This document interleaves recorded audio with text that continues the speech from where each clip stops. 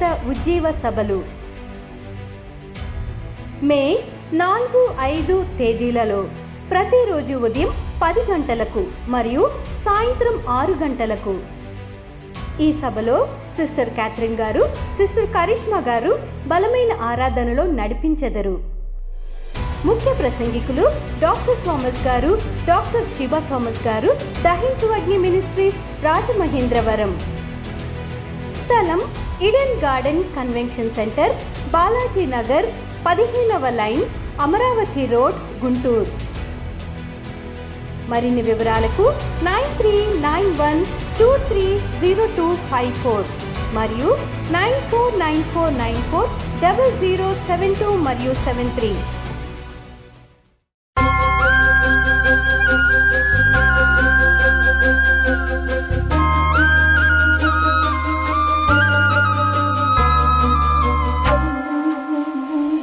కేవలం స్వరం మాత్రం వినపడింది అనుకోండి, ఒకసారి భయం వేస్తే దెయ్యం మాట్లాడుతుందేమో. కానీ దేవుడు ప్రతిరోజు మన మంచి ఈవులతో మన తృప్తిపరచకుండా వస్తాడు. ప్రతి క్షణం దేవుడు మనతో కూడా ఉన్నానని ప్రూవ్ చేసుకుండా వస్తాడు. మనకు అలా ప్రతి క్షణం మనతో ఉన్నాడని, మనకు తోడుగా ఉన్నాడని ప్రూవ్ చేయడానికి దేవుడు ఇచ్చింది ఏంటో తెలుసా? ఈ వాక్య పట్టణం. గట్టిగా ఒక హల్లెలూయా చెప్పండి. ఈ వాక్యం మనలను మరలా మనకి జ్ఞాపకం చేస్తూ ఉంటుంది. దేవుడు మనతోనే ఉన్నాడు, మనలోనే ఉన్నాడు, మన పైనే ఉన్నాడు, మనతో కూడా వస్తున్నాడు.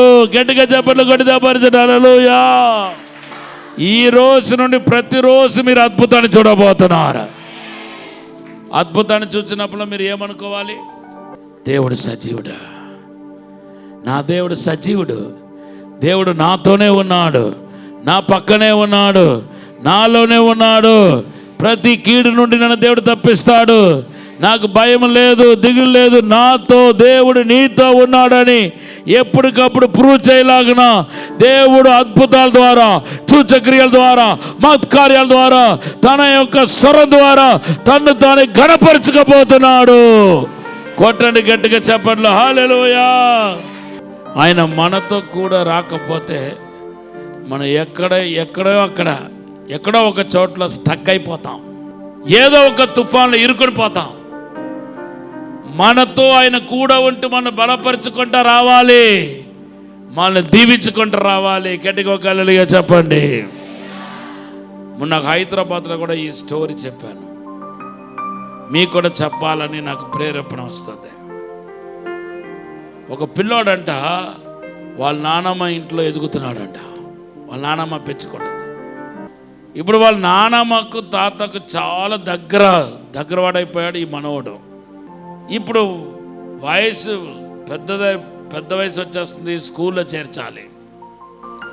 కాబట్టి వాళ్ళ అమ్మ నాన్న వెళ్ళి, ఇంకా నానమ్మ దగ్గర ఉంటుంది చాలరా, నువ్వు వచ్చారంటే లేదు నాకు నానమ్మ కావాలని. మరి చదువుద్దారా, చదువుకోవాలి కదా రా అని చెప్పి, నీకు ఎప్పుడు కావాలంటే అప్పుడు నేను తీసుకొస్తాను నానమ్మ దగ్గరికి అని వాళ్ళ అమ్మ నాన్న వెళ్ళి తీసుకొచ్చారు. అప్పుడప్పుడు వెళుతున్నాడు, వాళ్ళ నాన్నమ్మ ఇంటికి వెళుతున్నాడు. ఎప్పుడు గుర్తుకొస్తున్నారో, వాళ్ళ తాతయ్య ఎప్పుడు గుర్తుకొస్తున్నాడో, వాళ్ళ నాన్నమ్మ ఎప్పుడు గుర్తుకొస్తుందో వెంటనే వెళ్ళిపోతున్నాడు. తీసుకెళ్ళమంటున్నాడు, తల్లిదండ్రులు తీసుకెళ్తున్నారు, వస్తున్నారు. ఈ అబ్బాయి కొంచెం పెద్దోడు అయ్యాడు. ఇప్పుడు వాళ్ళ నాన్నని చూసి అంటున్నాడంట, నాన్న అస్తమానం నువ్వు రావటం, నీ పని మానేసి, నువ్వు వర్క్ మానేసి, లీవ్ పెట్టేసి నా వెంట తిరగటం బాగలేదు. ఇక్కడ నన్ను ట్రైన్లో ఎక్కిస్తే కనుక అక్కడ నేను నానమ్మ ఊర్లో దిగిపోతాను, తాతయ్య వచ్చి రిసీవ్ చేసుకుంటాడు, నన్ను ట్రైన్ ఎక్కించేసాయి అంటున్నాడు. అరే నువ్వు వెళ్ళలేవురా, ఒంటరిగా వెళ్ళలేవురా, ఏదైనా నీకు ప్రమాదం జరిగితే ఎవరు పట్టించుకుంటారు అని చెప్పి వాళ్ళ నాన్న ఎంత కన్విన్స్ చేసినా వింటలేదంట. లేదు నన్ను ఎక్కించి నేను వెళ్ళిపోతాను.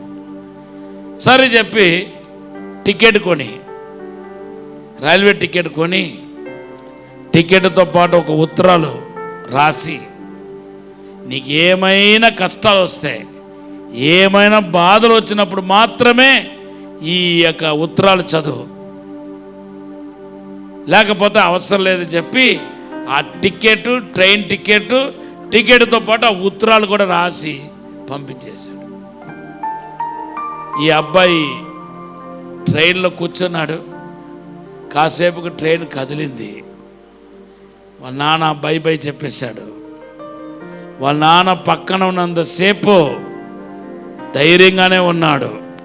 కానీ ఎప్పుడైతే ట్రైన్ కదిలిందో ఇప్పుడు మనసులో ఏదో ఒక భయం.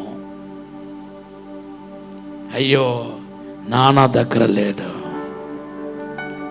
అమ్మ దగ్గర లేడు, అమ్మ దగ్గర లేరు. ఎవరైనా ఏమైనా అంటే, ఎవరైనా నాకు హాని తలపెడితే నేను ఒంటరిగా ఉన్నాను, చిన్నవాడిని అని తెలియని భయం. ఇది లోపల ఒక ముష్టివాడిలాగా ఉన్నాడు ఒకడు. ఎదురుగా కూర్చొని ఈ పిల్లవాడిని ఇలాగే చూస్తా ఉన్నాడంట. డేయ్, ఏ ఊరు వెళుతున్నావరా, ఎక్కడికి వెళుతున్నావరా అని అడుగుతున్నాడంట. ఆయన అడగటంలో ఒక తేడా కనపడుతుంది. బాబు, వీడు ఎవడో దుర్మార్గుడిలాగా ఉన్నాడు, నన్ను ఏమైనా చేస్తాడేమో చెప్పి ఈ అబ్బాయికి కాళ్ళు చేతులు వణుకుతుందంట. ఇదిగో, నువ్వు గనక నేను అడిగిన ప్రశ్నకి సరిగా జవాబు చెప్పకపోతే నేను తీసుకెళ్ళి అమ్మేస్తానంటున్నాడట. నేను ఎవరు తెలుసా? కిడ్నాపర్ని. కిడ్నాప్ చేస్తాను పిల్లల్ని, నిన్ను తీసుకెళ్ళి అమ్మేస్తాను అంటున్నాడట. అయ్యా, నన్ను ఏం చేయబాకండి, నానా చెప్పింది కరెక్ట్ అయిపోయింది, నువ్వు ఒంటరిగా వెళ్ళలేవురా బాబు, నేను కూడా రావాల్సిందే అన్నాడు. ఆయన మాట వినలేదు. ఇదేంటి ట్రైన్ కదిలిన కొన్ని విషయాలకే ఈ శోధన ఏంటని కంగారు పడిపోయి భయపడిపోతున్నాడట. ఇది లోపల వెనకాల ఉన్న ఒక ఆవిడ వచ్చి ఆయనతో మాట్లాడుతుందంట. మీ అమ్మ ఏది, మీ నాన్న ఏది అని అడుగుతుందంట. మా నాన్న ఊర్లో ఉన్నాడు, మీ అమ్మ ఏది, ఊర్లో ఉన్నాడు. ఏరా, నీకు బుద్ధి ఉండాలి, నీకు బుద్ధి లేకపోయినా మీ అమ్మ నాన్నకు బుద్ధి ఉండాలి. నిన్ను ఎలాగ ఒంటరిగా వదిలేశారు. అసలే బీగారు వాళ్ళు వచ్చి పిల్లలు ఎత్తుకుని పోతున్నారట. ఇదిగో చూడు, వీళ్ళందరూ మంచి వాళ్ళు కాదు, నువ్వు ఎలాగా వీళ్ళ చేతులను తప్పించుకుంటావో నాకు తెలియదు, జాగ్రత్త బాబు చెప్పి ఆయన 2 తల మీద కొట్టేసి కూర్చుందంట. ఇంకా భయం పట్టుకుంది ఈ అబ్బాయికి. బాబోయ్, ఇది ఏంట్రా బాబు అనుకునే. ఇది లోపల యువతలో ఉన్న ఒక ఆవిడ వచ్చి, ఏంటి బాబు, ఏదో బాధగా బెంబేలెత్తిపోయి ఉన్నావేంటి, ఏదో దిగులుతో ఉన్నావేంటి, ఏమైందని అడుగుతుంది. ఇప్పుడు ఏడుస్తా చెప్తున్నాడు. అసలు నిన్ను కొట్టాలి, మీ అమ్మను కొట్టాలి, మీ నాన్నను కూడా కొట్టాలి. ఇంత చిన్నవాడిని ట్రైన్ ఎక్కించడం ఏంటి, అసలు ఏ ఉద్దేశంతో నేను ట్రైన్ ఎక్కించారు? ఇప్పుడే నేను న్యూస్ పేపర్లో చదివాను, పిల్లను ఎత్తుకుని వెళ్ళి కిడ్నీ తీసి అమ్మేసుకుంటున్నారంట. నిన్నే చదివాను, నేను పేపర్లో చదివాను, కిడ్నీ తీసుకెళ్ళి అమ్మేసుకుంటున్నారంట. హాస్పిటల్లో వాటిలో పార్ట్గా తీసి అమ్మేసుకుంటున్నారంట. నిన్ను అమ్మేస్తే నువ్వు ఏమైపోతావరా అంటే ఇంకా ఓని ఏడుస్తా ఉన్నాడు. ఇంకా ఆగలేదు, ఇంకా పెద్ద ఏడుపు మొదలుపెట్టాడు. ఇప్పుడు సడన్గా అడుగు గుర్తొచ్చింది. ఏది? వాళ్ళ నాన్న రాసిన ఉత్తరం. ఇప్పుడు కన్నీళ్ళు కారుతా ఉంది, ఏడుస్తా ఇప్పుడు ఉత్తరాలు తీశాడు. తీస్తే ఆ ఉత్తరాల్లో ఏమని ఉందంటే, నా ప్రియమైన కుమారుడా, నువ్వు నన్ను విడిచి వెళ్ళినా నేను నిన్ను విడిచి వెళ్ళలేదు. నీకు ఏమైనా ఆపత్తు కష్టాలు ఉంటే నీ వెనకాలే ఉన్నాను, నీ పక్క పోగిలే నేను ఉన్నాను. నీతో పాటు నేను కూడా ట్రైన్ ఎక్కాను, నాకు తెలిసిన ఒంటరిగా ప్రయాణించలేవని, అందుకొరకు నీ వెనకాలే ఉన్నాను, నానా అని పిలువు, నీ దగ్గరకు వచ్చేస్తానని ఆ ఉత్తరాల్లో రాసి ఉన్నాడంట. ఇది నిజమా కాదా అనుకొని వెనక తిరిగి నానా అంటే 2 నిమిషాలు వాళ్ళ నాన్న వచ్చి కూర్చున్నాడంట అక్కడ. వాళ్ళ నాన్నను చూడగానే ఈ కిడ్నాపర్ వీళ్ళు అందరూ పారిపోయారంట. తన నాన్న ఒడిలో అలా పడి నెమ్మదిగా నిద్రపోతే వాళ్ళ ఊరు వచ్చిందంట. మన యేసయ్య ఎప్పుడు మనతోనే ఉంటాడు, మన పక్కనే ఉంటాడు, ముందు ఉంటాడు. ఆమెనంటే ముందు ఉంటాడు, వెనకాల ఉంటాడు, మన చుట్టూ ఉంటాడు. నేను విడువను ఎడబాయనని చెప్పిన మన తండ్రి మనతోనే ఉన్నాడు. గట్టిగా చప్పట్లు కొడితే పరిచయం. Hallelujah. Visible manifestation of God. కళ్ళుకు కనబడినట్టుగా దేవుడు ప్రత్యక్షం అవటాన్ని ఈ అగ్ని స్తంభం మనకు చూపిస్తుంది. కొట్టండి గట్టిగా చెప్పండి, అందరూ చెప్పండి.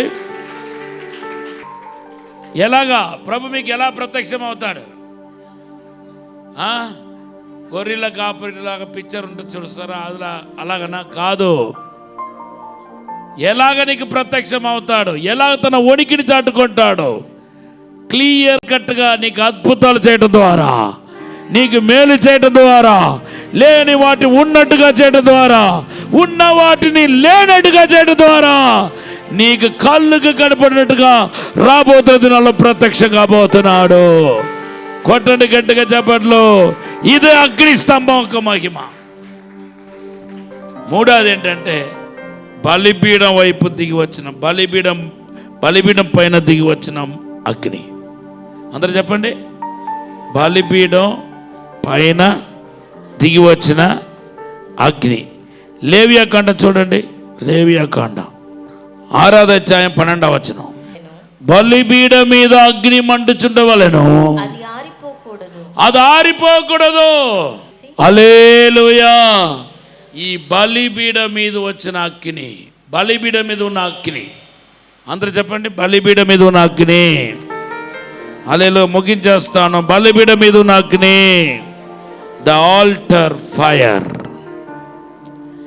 ద ఆల్టర్ ఫైర్ దేని చూపిస్తుందంటే, ఇట్ ఈస్ దేవుని యొక్క నిత్యత్వాన్ని మనకు తెలియపరుస్తున్నాయి. He is a living God. నిన్న ఉన్నాడు, ఈరోజు ఉన్నాడు, రేపు ఉన్నాడు, రేపు ఉంటాడు. గట్టిగొగల్లి చెప్పండి.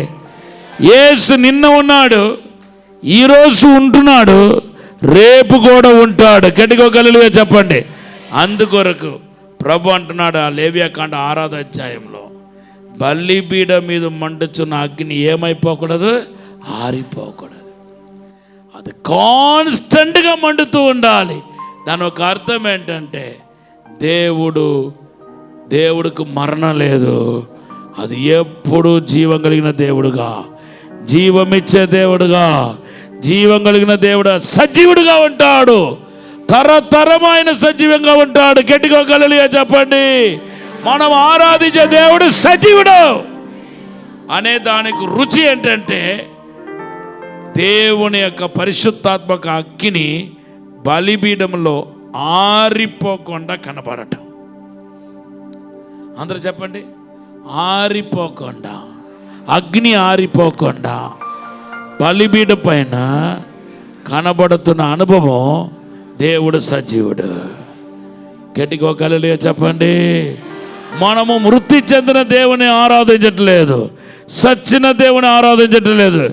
எல்லா కాలంలోనూ எல்லா వేళలోనూ సజీవంగా ఉన్న దేవుని మనం ఆరాధిస్తున్నాం. నువ్వు ఎప్పుడు ప్రార్థన చేసినా ఆయన ప్రార్థన వింటాడు, అద్భుతం చేస్తాడు, విడుదల చేస్తాడు, స్వస్థపరుస్తాడు. గట్టిగా హల్లెలూయా చెప్పండి. అందరూ చెప్పండి, నా దేవుడు సజీవుడు. గట్టిగా చెప్పండి. మన దేవుడు సజీవుడు కనుక మీరు కూడా సజీవులు. ఆమేన్. అందరూ చెప్పండి, నేను కూడా సజీవుని. హల్లెలూయా, హల్లెలూయా. అందుకొరకు ప్రభు అంటున్నాడు, నాలో మృతి చెందినవాడు చనిపోయినను బ్రతుకుతాడు, ఎందుకంటే నేను బ్రతికే ఉన్నాను. కొట్టండి గట్టిగా, చప్పట్లు కొట్టుకు, చప్పట్లు కొట్టుకు. కాబట్టి ధైర్యంగా నువ్వు దేవుని వెంబడించవచ్చు. ఎవరు మాట వినాల్సిన అవసరం లేదు. క్రైస్తవ మతానికి ఎందుకు మీరు మారారని చెప్పే వాళ్ళకు మనం ఇచ్చే జవాబు ఏంటంటే, నేను ఆరాధించే, నేను కొలిచే దేవుడు సజీవుడు. గట్టిగా చప్పట్లు కొడితే పరిచండి. హల్లెలూయా. మత్తయి సువార్త 16:16 రాయబడి ఉంది, the son of the living God. నేను ఆరాధించే దేవుడు the son of the living God, జీవం కలిగిన దేవుని కుమారుడైన యేసుక్రీస్తు. ఆయన ఒక్కడే జీవం కలిగిన దేవుడు. ఆయన మాత్రం కాదు. యోహాను సువార్త 10:10 రాయబడి ఉంది, నా చెందకు చేరిన ప్రతి ఒక్కరికి నేను సంపూర్ణమైన జీవాన్ని ఇస్తాను. కొట్టండి గట్టిగా చెప్పలేదు నా పరిచండి. హల్లెలూయా, హల్లెలూయా. కాబట్టి నువ్వు భయపడాల్సిన అవసరం లేదు. నిన్ను కాచే దేవుడు కొనుకుడు. చెప్పండి, కొనుకుడు. ఎందుకంటే ఆయన సజీవుడు.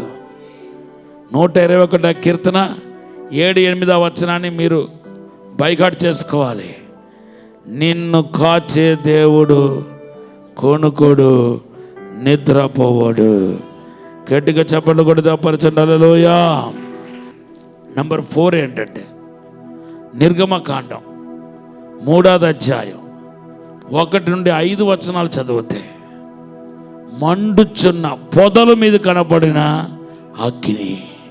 గట్టిగా ఒక హల్లెలూయా చెప్పండి. హల్లెలూయా అందరు చెప్పండి.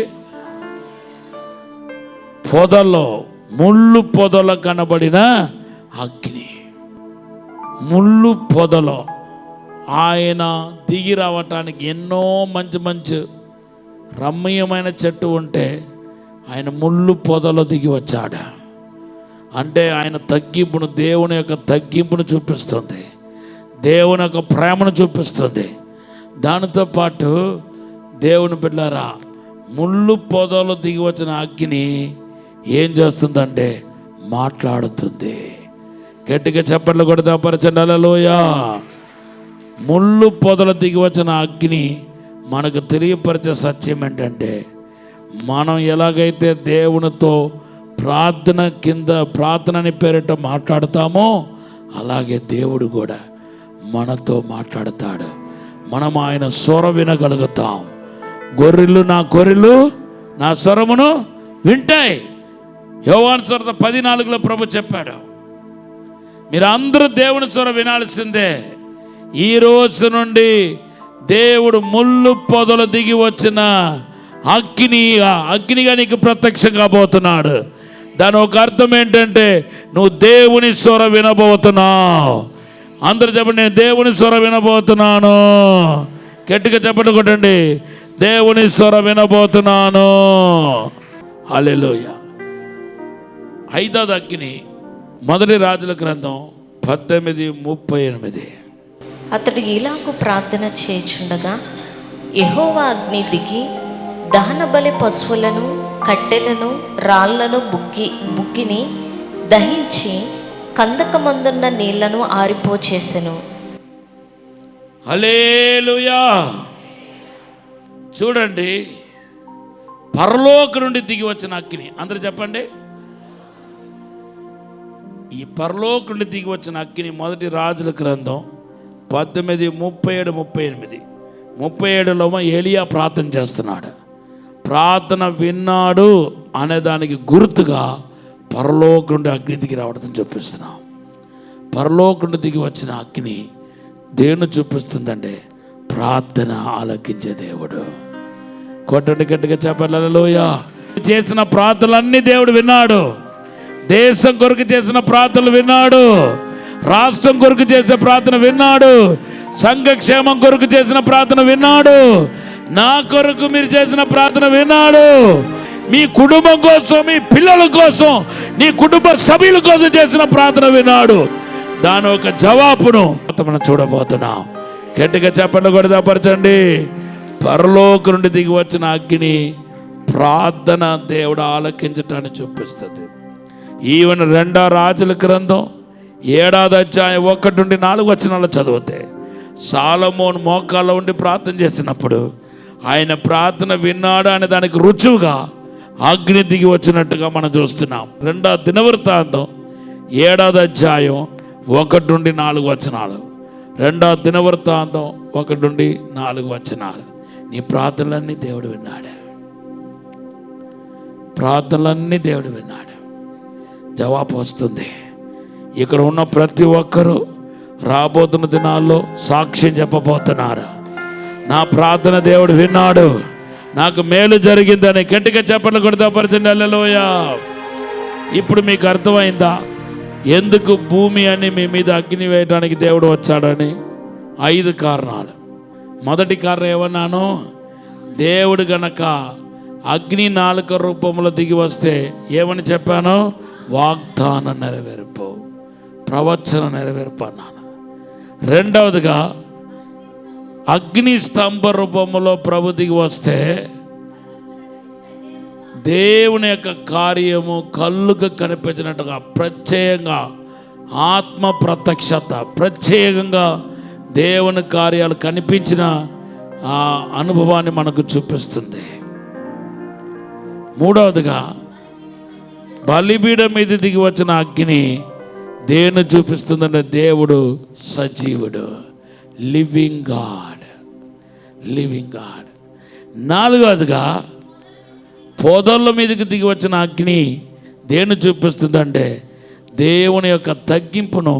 అదే సమయంలో ఆయన మాట్లాడే దేవుడు, ఆయన పిలిస్తే పలికే దేవుడు, ఆయన స్వరం మనం వింటాం. దేవుని స్వరం వినే అనుభవాన్ని చూపిస్తుంది. ఐదవదిగా పరలోకం నుండి దిగి వచ్చిన అగ్ని దేన్ని చూపిస్తుందంటే ప్రార్థన ఆలకించేవాడు. మన ప్రార్థనలన్నిటికీ దేవుడు జవాబిస్తాడు. మనకు నిశ్చయముగా విడుదల కలగబోతుంది, అద్భుతం జరగబోతుంది. అందరూ లేచి నిలబడండి, ప్రార్థన చేద్దాం.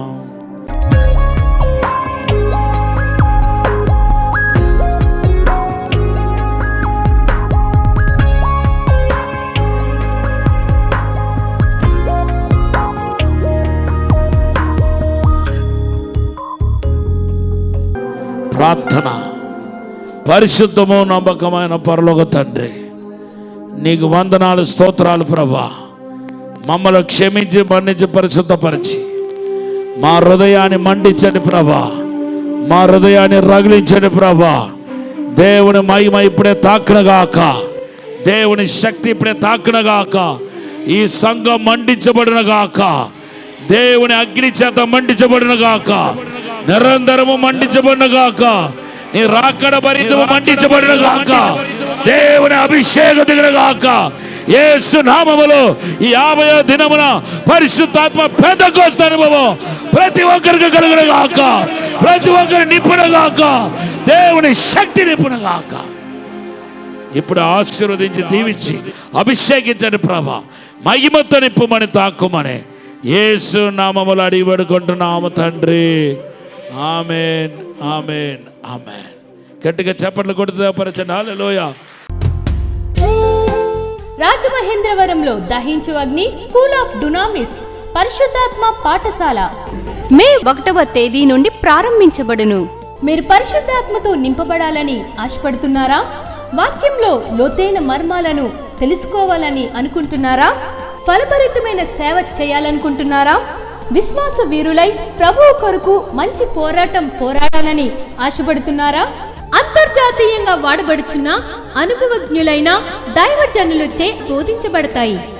స్త్రీ పురుషులకు ప్రత్యేకమైన వసతి సదుపాయాలు కల్పించబడును. రిజిస్ట్రేషన్ ఫీజు 2500 రూపాయలు మాత్రమే. స్థలం దహించు అగ్ని రివైవల్ సెంటర్, కాటవరం, రాజమహేంద్రవరం.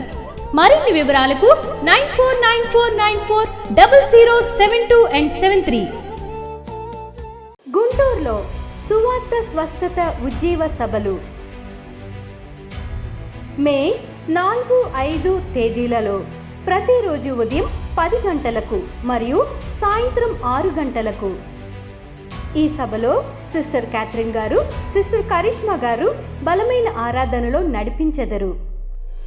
ముఖ్య ప్రసంగికులు డాక్టర్ థామస్ గారు, డాక్టర్ శివ థామస్ గారు, దహించు అగ్ని మినిస్ట్రీస్, రాజమహేంద్రవరం. స్థలం Eden garden convention centre, Balaji Nagar, 15వ లైన్, అమరావతి రోడ్, గుంటూరు. మరిన్ని వివరాలకు 9391230254 మరియు 9494940072 మరియు 73. విశాఖపట్నంలో దహించు అగ్ని అద్భుత అసాధారణ కూడిక మే 9వ తేదీన ఉదయం 10 గంటల నుండి ప్రారంభించబడును. ఈ కూడికలో సిస్టర్ క్యాథరిన్ గారు బలమైన ఆరాధనలో నడిపించెదరు. ముఖ్య ప్రసంగికులు డాక్టర్ థామస్ గారు, దహించు అగ్ని మినిస్ట్రీస్, రాజమహేంద్రవరం. దైవజనులు వాక్య పరిచర్య చేసి ప్రతి ఒక్కరి కొరకు వ్యక్తిగతంగా ప్రార్థించెదరు. స్థలం KVR AC function hall, Srikanya theatre ఎదురుగా, రైల్వే న్యూ కాలనీ, విశాఖపట్నం. మరిన్ని వివరాలకు 9032227676 మరియు 9032228686. ఇది కుటుంబ ఆశీర్వాద కూడిక. ఇక్కడ మేము మా కుటుంబాలను కట్టుకున్నాం. మరి మీరు? అయితే ప్రతి శుక్రవారం రాజమహేంద్రవరంలో జరిగే ఈ కుటుంబ ఆశీర్వాద కూడికలో పాల్గొనండి. ఈ కూడిక జరుగు స్థలం దహించు అగ్ని ఆడిటోరియం, నటరాజ్ థియేటర్, రాజమహేంద్రవరం. సికింద్రాబాద్ లో దహించు అగ్ని అద్భుత అసాధారణ కూడిక ప్రతి శనివారం సాయంత్రం 5 గంటల నుండి ప్రారంభించబడును. స్థలం SPG church ground, alpha hotel వెనుక, సికింద్రాబాద్. మరిన్ని వివరాలకు 9494940074 మరియు 75. రాజమహేంద్రవరంలో దహించు అగ్ని అభిషేక ఆదివారపు ఆరాధన ఇప్పుడు ప్రతి ఆదివారం ఉదయం 9:30 నుండి ప్రారంభించబడును. తప్పక పాలు పొందండి, దైవిక ఆశీర్వాదం పొందండి. స్థలం దహించు అగ్ని ఆడిటోరియం, నటరాజ్ థియేటర్, రాజమహేంద్రవరం. మీ ప్రార్థన అవసరతలకు 9494940072 మరియు 73. ఈ టీవీ కార్యక్రమాన్ని చూసి ఆశీర్వదించబడినట్లయితే దహించు అగ్ని టీవీ పరిచర్యకు మరియు బ్లెస్సింగ్ ల్యాండ్ కు సహకరించండి. Dahinchu Agni trust current account number 357222444370, State Bank of India, main branch, Rajamahendravaram. My address doctor Thomas, Dahinchu Agni ministries, తుమ్మలోవా, Rajamahendravaram.